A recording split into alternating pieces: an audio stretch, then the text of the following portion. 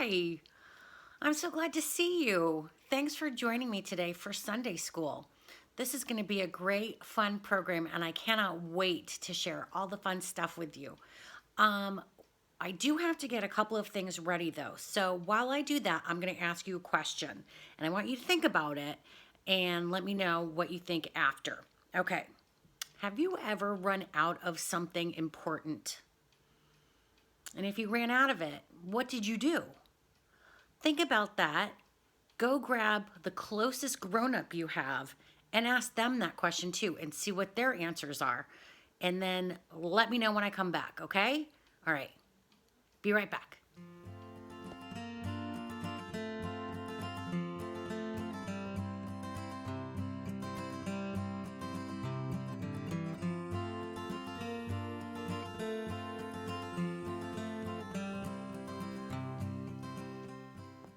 Okay, I got everything sorted out. So let me take a guess at some of the things that you might have said were some things that you've run out of. The first thing that I can think of would be milk. I know there's been times when I've gone to have my bowl of cereal and all the milk is gone. What a bummer. I hate it when that happens. Or for my coffee. My coffee is pretty important too. Um, let's see, what else might someone have said? Toothpaste. You can run out of toothpaste. Gas. Maybe one of your grown-ups had said that. There's nothing worse than running out of gas when you're trying to get somewhere. Sugar. You could run out of sugar, especially like around Christmas time when everyone's doing all kinds of baking and stuff. Running out of sugar, one of the ingredients you need for one of your yummy cookie recipes, happens a lot. So then what do you do when you run out of something like that? I know for me, I know my neighbors, and so sometimes I can run to one of my neighbors and say, can I borrow an egg? Or I don't live far from the store, so if I run out of toothpaste, I can run to the store real quick, or the milk, which is super important. Sometimes I can call on my mom and dad or my friends to help me out in a pinch. So there's lots of different things. Did I say anything that maybe you and your grown-ups had talked about? Okay, cool. All right, so Sunday school is going to be about a very important lesson that Jesus taught people, and he went to the top of a mountain to teach his lesson.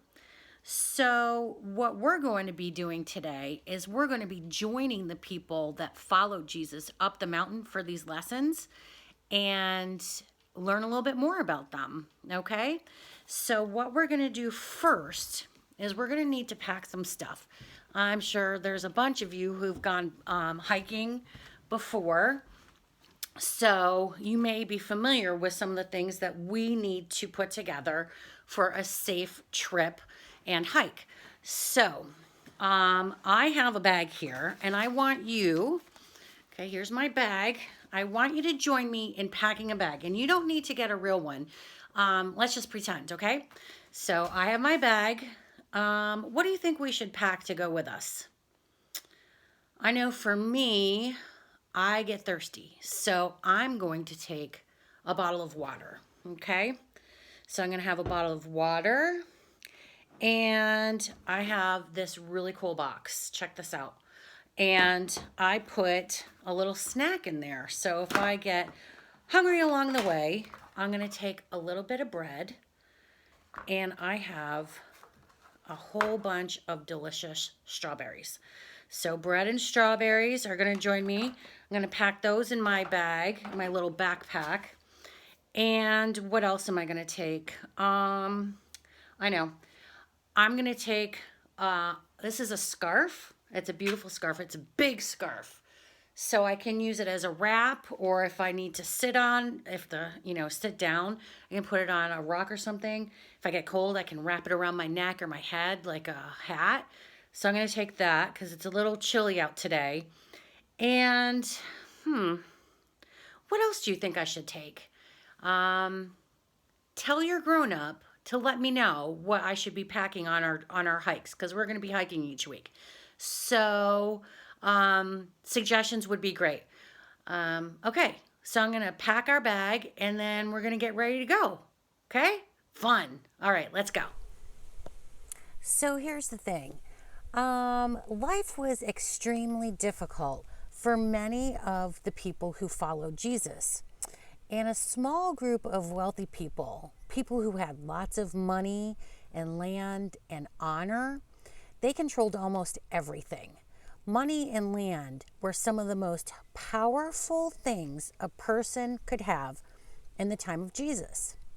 Another important thing was honor.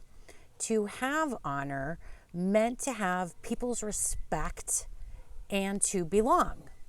So this same small group of people made decisions in their government which helped them get more money and more land and more honor. And those decisions also made life harder for the poorer people by taking money and land and honor away from them. This is what's called an oppressive system. Jesus could not wait to show people how backwards all of that was. And so Jesus began to help them by healing people from all kinds of sicknesses and telling them all about God's kingdom. You can think of a kingdom, can't you? You've heard that word before. A lot of Disney movies have kingdoms in it. Well, in this sense, what we're talking about is the way the world worked when there was a king in charge. Okay? And try and imagine what that might be like. So, after healing so many people's hurts and pains, Jesus cared for them in another way. He brought them up to the top of a mountain and sat them down to teach them, bringing healing to their hearts and their souls and their minds. Incredible. So what we need to do is we need to go join Jesus on the mountain. And we're going to have to do some hiking.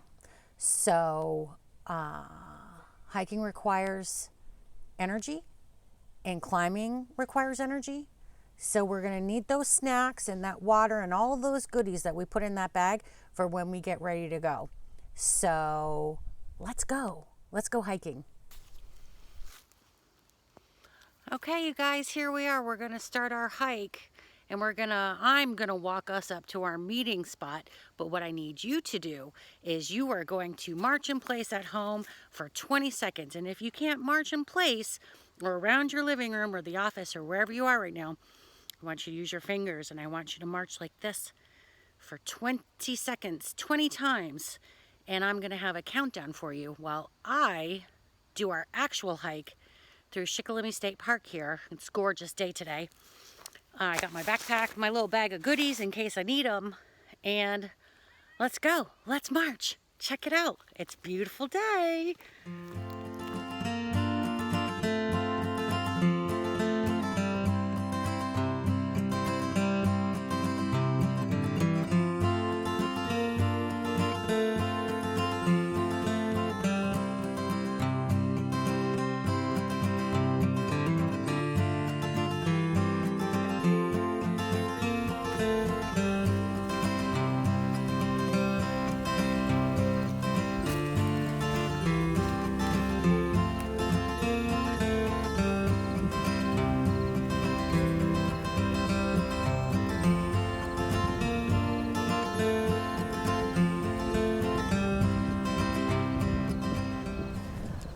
Whew, we made it. That was some serious hiking, and you guys did a great job helping me out getting up to the top of this hill so that we can sit where probably isn't completely unlike where some people gathered to listen to some of Jesus's teachings.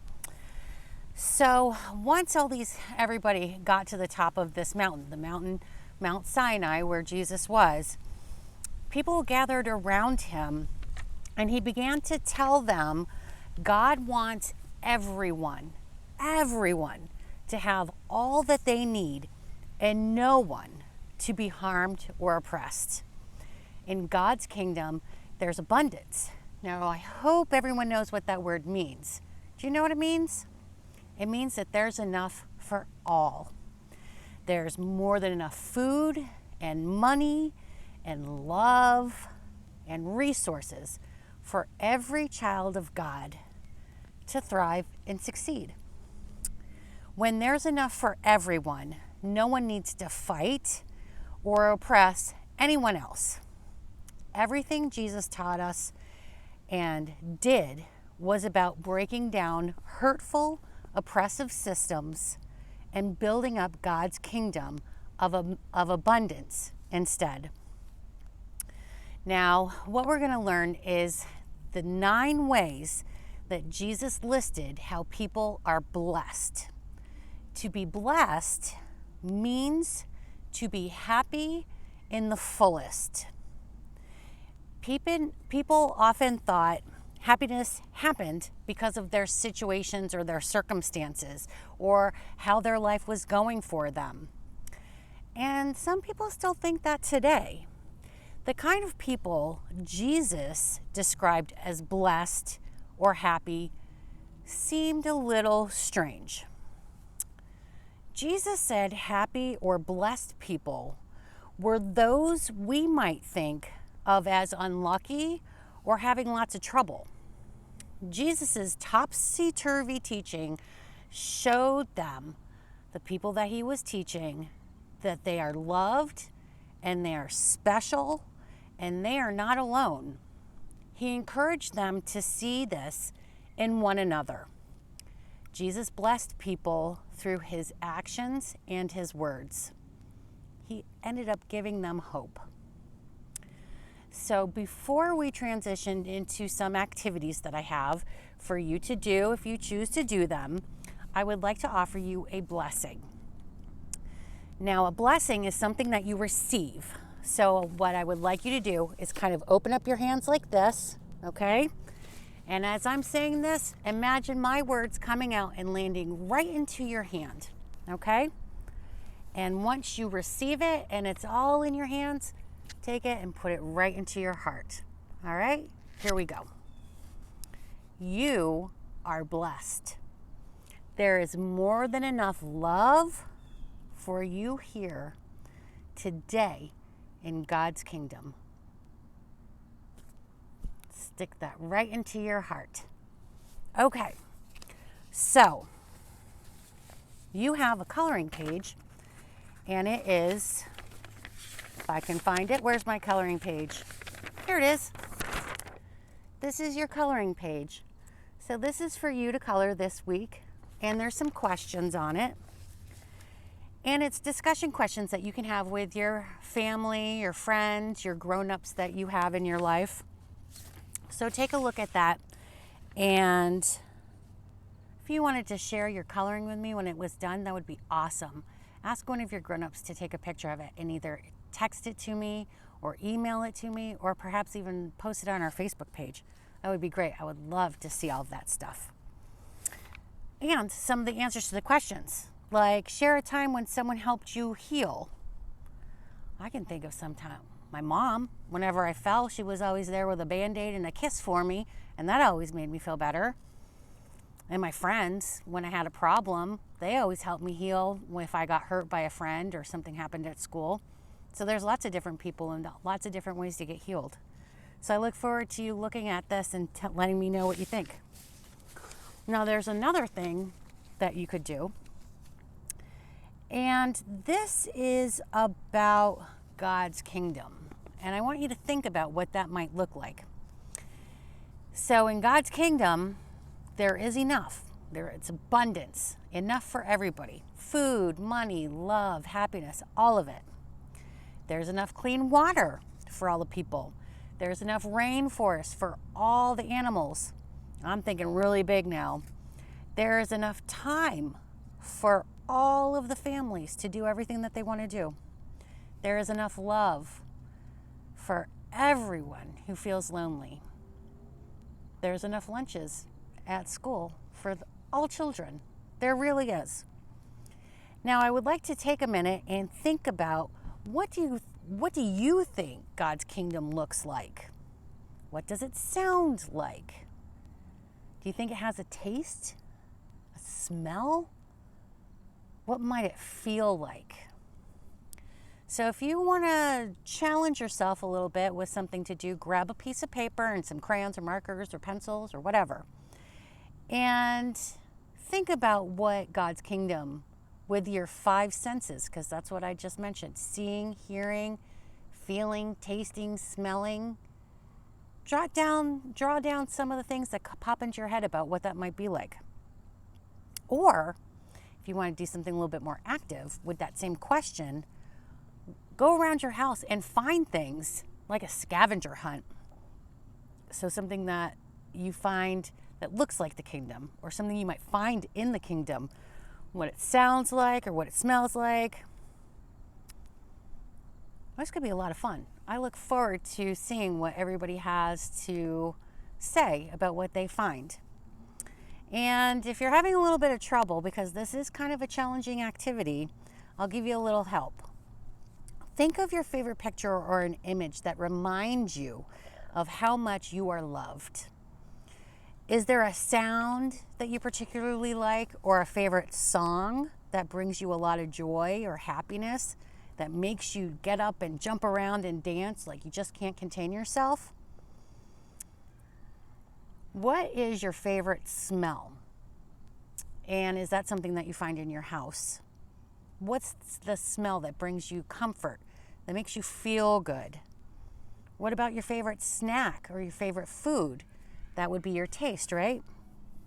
And how about the way something feels? How about, do you have a favorite stuffed animal, or maybe a little blanket, or something that you're just a little bit attached to?